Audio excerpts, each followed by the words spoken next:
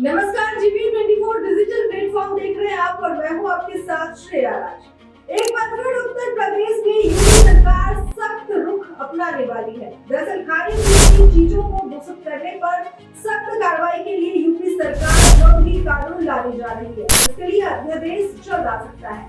सरकार UP prevention of contamination in food अध्यादेश 2024 ला सकती है। इसके तहत लोगों का ये जानने का अधिकार होगा कि वो किस तरह का खाद्य पदार्थ खा रहे हैं।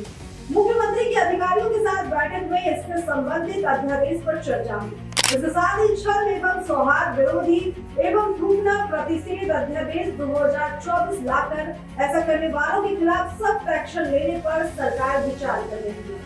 इन अध्यादेशों के जरिए जहां एक और थूक कर या दूषित कर लोगों को खाना या अन्य खाद्य पदार्थ खिलाने पर कड़ी सजा का प्रावधान होगा, वहीं लोगों को ये जानने का अधिकार होगा कि खाना कौन बना रहा है, कहां बन रहा है। हाल ही में योगी सरकार दुकानों पर नेम प्लेट लाने को लेकर चर्चा में आई थी। विपक्ष ने इसका जमकर विरोध किया था।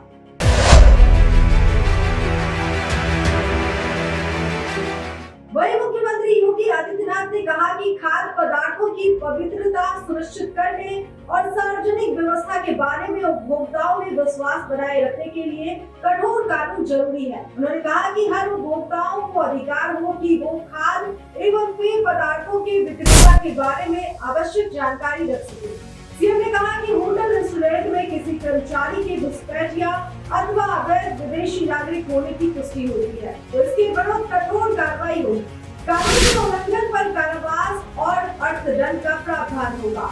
मुख्यमंत्री योगी आदित्यनाथ ने मंगलवार को एक महत्वपूर्ण बैठक में हाल के दिनों में घटित जूस, दाल और रोटी जैसी खाद्य की वस्तुओं में मानव गंदी चीजों की मिलावट की घटनाएं पर अस्थायी रोक लगाने के लिए प्रस्तावित नए कानून पर चर्चा की। वही आपको बता दें कि हाल के दिनों में देश के विभिन्न क्षेत्रों में जूस, दाल और रोटी जैसी खाद्य की वस्तुओं में मानव अखाद्य गंदी चीजों की मिलावट की घटनाएं देखने को मिली है। ऐसी घटनाएं विभत्स है और आम आदमी के स्वास्थ्य पर प्रतिकूल प्रभाव डालने वाली है। ये सामाजिक सौहार्द पर भी प्रतिकूल प्रभाव डालती है। ऐसे प्रयास कतई स्वीकार नहीं किया जा सकता। खाद्य पदार्थों की पवित्रता सुनिश्चित करने और सार्वजनिक व्यवस्था के बारे में उपभोक्ताओं में विश्वास बनाए रखने की महत्ता को देखते हुए कठोर कानून बनाया जाना आवश्यक है।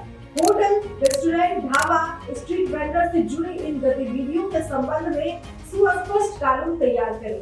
कानून का उल्लंघन करने वालों के खिलाफ कारावास और अर्थदंड की सजा सुनिश्चित होनी चाहिए। ऐसे अपराध को गंभीर और अजमानतीय मानते हुए कार्रवाई की जानी चाहिए।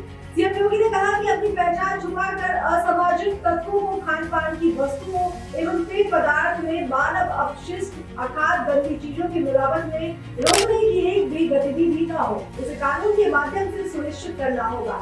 ऐसी असामाजिक गतिविधियों पर कड़ाई से लगाम लगाना चाहिए। वहीं उन्होंने ये भी कहा कि हर उपभोक्ताओं को ये अधिकार हो कि वो खाद्य एवं पेय पदार्थों के विक्रेता के बारे में आवश्यक जानकारी रख सके।